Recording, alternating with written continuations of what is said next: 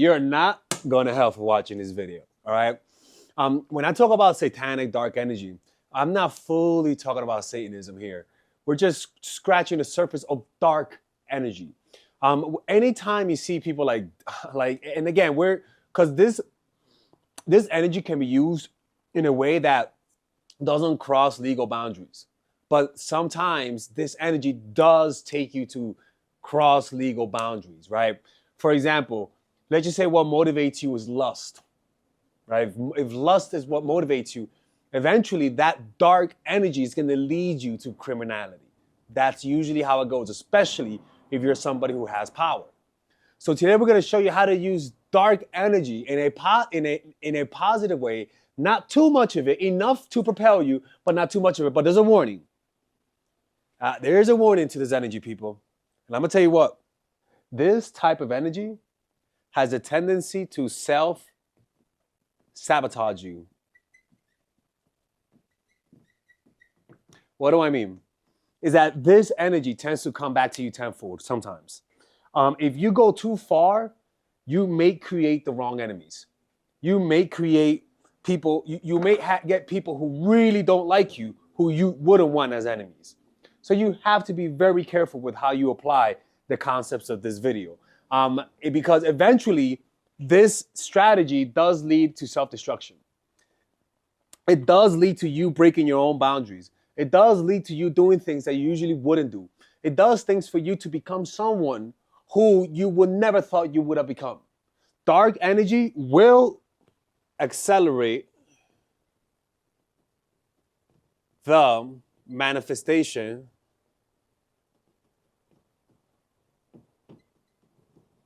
process, but at a price. So with that warning out the way, let's begin. So the first form of dark energy is this one.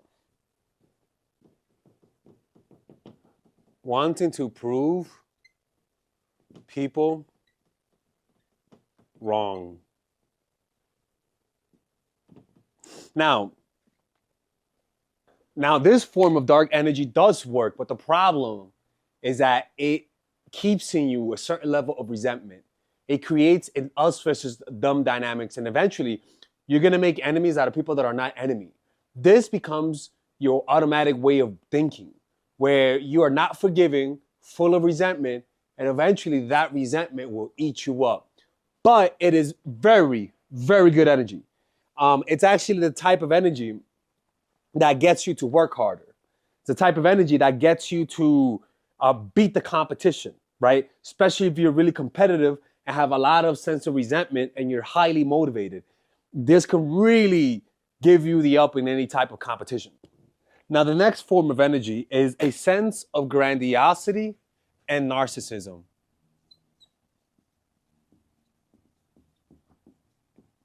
Narcissism. You have such an intense desire to get praised, to get validated, to be worshipped, that insecurity can actually propel you to become somebody who's really important. That hunger for validation can get you to do things most people wouldn't do. But the problem with that is that once you get that validation, you stop trying. Or what happens is that the success that you have, you'll develop a sense of grandiosity where you stop paying attention to details. You stop really paying attention to what got you success, and you start thinking that you got success because you got the magic touch. Eventually, you'll start failing, and then the narcissism will cause you to hunger for more praise, but you're not willing to put in the work. So what happens then is that you start looking for big splashes, quick results, and eventually people will see through that, and the short success you have will only be short-lived. And you eventually look like someone who was like with artists, they call it one and done, or even one-hit wonders. Narcissism and grandiosity cannot be your motivator because it causes you to not be able to self-reflect or even understand the causes of your success. Where if you have grandiose tendencies, you think that the reason why you're successful is because you got the magic touch. And so you discount the role that other people had. And so the next time you try to succeed, you realize that it's not the same as last time. So that's one. Now, the next one is you succeed out of jealousy. right? And this one is, again, a highly motivating emotion. But the problem with this one is that, again, it's something that you create a certain level of competition and it could propel you to succeed, but you're never going to be fully happy. But this emotion does propel you. You find somebody who you're jealous of and you use that to get what you want, right? A lot of people thrive well out of jealousy, but the problem is that engine, they can't turn it off. It's a habit. It's instinctual to be jealous, and it usually comes from a sense of inferiority. You're never happy with what you want, so you're always looking at what other people have, right? And this will cause you to never fully appreciate what you have. So you'll be successful, but you'll never feel successful because your habit is to always look for someone who has more than you. And so you will ascend the heights of success in the business world, but this engine that takes you up there is the one thing that keeps you emotionally down. So you got to be careful with that. Now, the next one is when you do things out of hate for the other. The other. Again, this dark energy, that's what Hitler used, right? He gets rejected, then all of a sudden he wants to go full Hitler mode on the population, right? And this hatred for the other, it could be that you're racist, right? It could be that you're somebody who, it could be that you're a racist person. It could be that you hate your parents. It could be that you hate your classmates. It could be that you hate the people that bullied you, and so because of that, now you want to prove them wrong. When hate is the motivating thing, there is nothing that will get, like, that's why a lot of politicians nowadays and a lot of political groups, they use hate, xenophobia, racism, classism, the guy that shot the CEO guy, right? A lot of people are supporting him out of hate. And so hate will cause people to do a lot of things that they wouldn't do otherwise.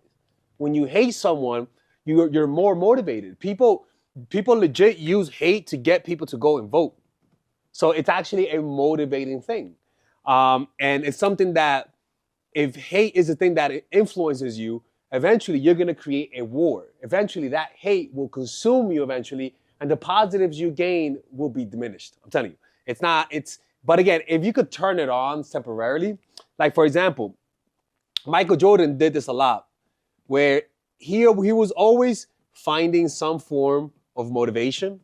And anytime somebody slighted him, he'll find a way to exaggerate the slight as a motivating factor, right? You'll say something that for example, let's just say you don't pick him on the NBA draft. Michael Jordan actually is the best player in the world, but he came in, I think, third to Sam Bowie, right? And that was MJ.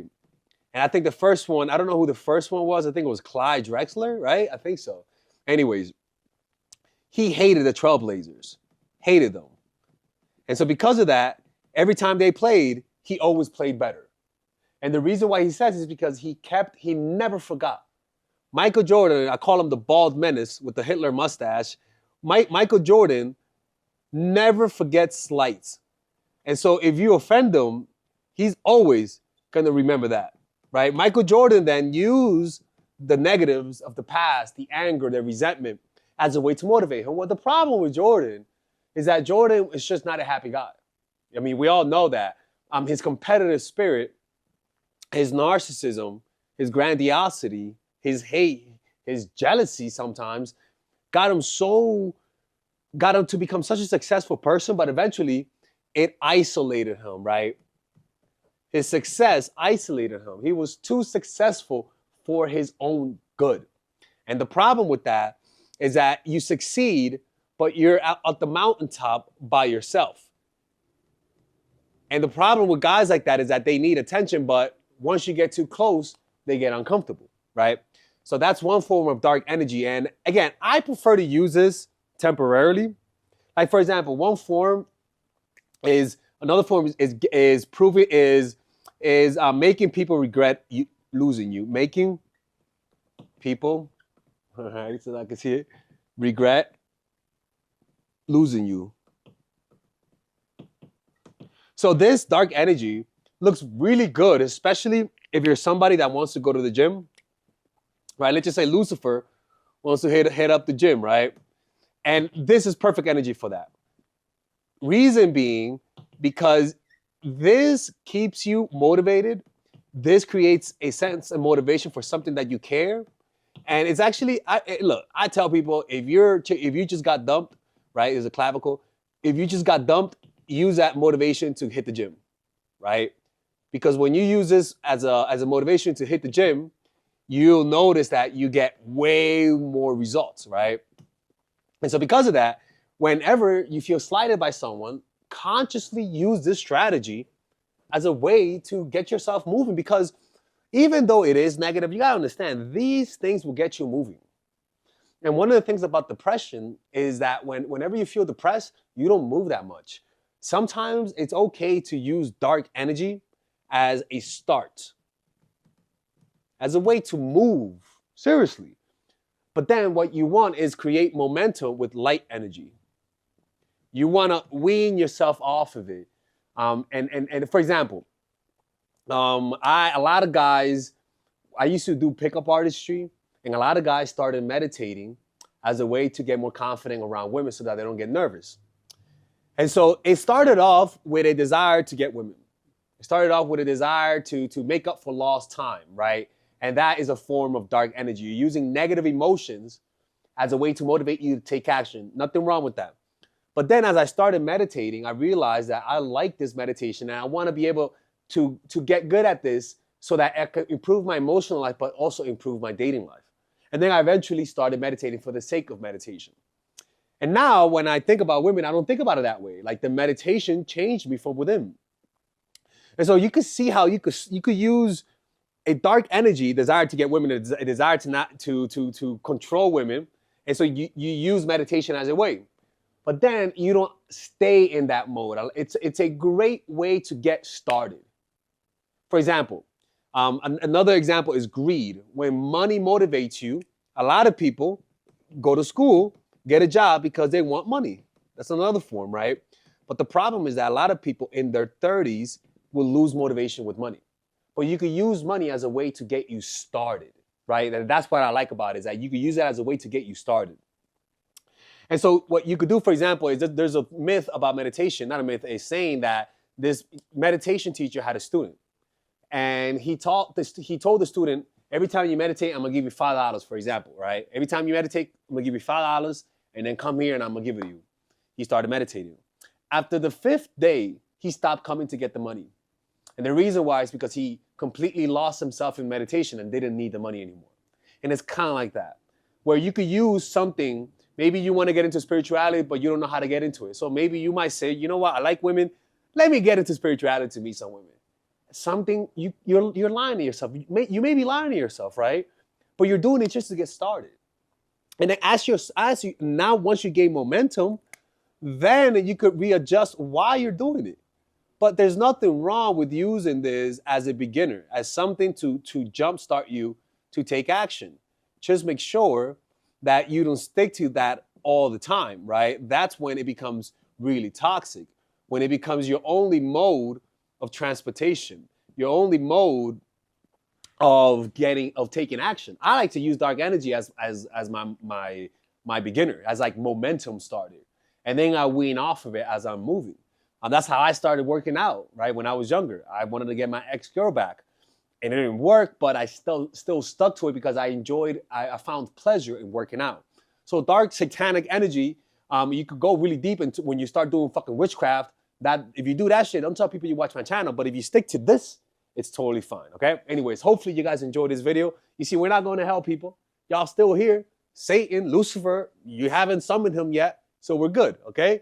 All right? Anyways, hopefully you guys enjoyed this video. Oh, shit. All right, take care.